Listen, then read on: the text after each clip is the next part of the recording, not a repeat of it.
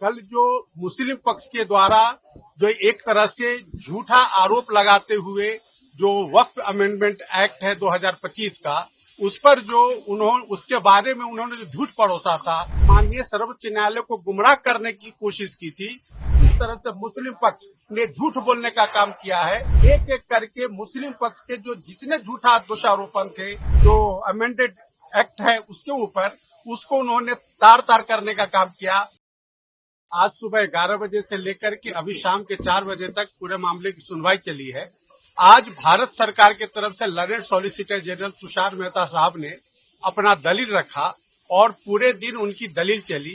पूरे दलील में कल जो मुस्लिम पक्ष के द्वारा जो एक तरह से झूठा आरोप लगाते हुए जो वक्फ अमेंडमेंट एक्ट है 2025 का, उस पर जो उसके बारे में उन्होंने जो झूठ परोसा था, किस तरह से माननीय सर्वोच्च न्यायालय को गुमराह करने की कोशिश की थी, इन तमाम बिंदुओं पर पूरे दिन एक एक करके एक एक प्रावधान पर और मुस्लिम पक्ष के एक एक आर्गूमेंट का जवाब माननीय भारत सरकार सॉलिसिटर जनरल ने केंद्र सरकार की तरफ से हाजिर होते हुए दिया है। और उन्होंने अदालत को बताने की कोशिश की है कि किस तरह से एक एक बिंदु पर ज्वाइंट पार्लियामेंट्री कमेटी के समक्ष डिस्कशन हुआ, किस तरह से ज्वाइंट पार्लियामेंट्री कमेटी के समक्ष पूरे देश से मुसलमानों के तरफ से कंप्लेंट्स आए थे, उनके कंप्लेंट्स को देखा गया, फिर मुस्लिम पक्षकारों को सुना गया जेपीसी में, और उनके सुनने के बाद जेपीसी के कुछ रिकमेंडेशंस थे, जिसके माध्यम से कुछ जो प्रोविजंस को अमेंडेड एक्ट में जोड़ा गया। इन तमाम बिंदुओं को उन्होंने हाईलाइट किया।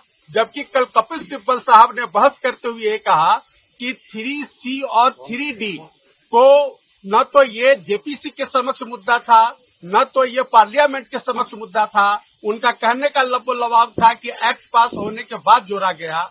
इस बात पर आज भारत सरकार की ओर से एडिशनल सॉलिसिटर जनरल साहब ने बिल्कुल दूध का दूध पानी का पानी साफ कर दिया कि किस तरह से मुस्लिम पक्ष ने झूठ बोलने का काम किया है। और उन्होंने बताया कि जेपीसी के समक्ष 3C और 3D का मामला उठा और जेपीसी के रिकमेंडेशन पे उसको पार्लियामेंट के समक्ष लाया गया और पार्लियामेंट ने बहुमत से उसको पारित किया।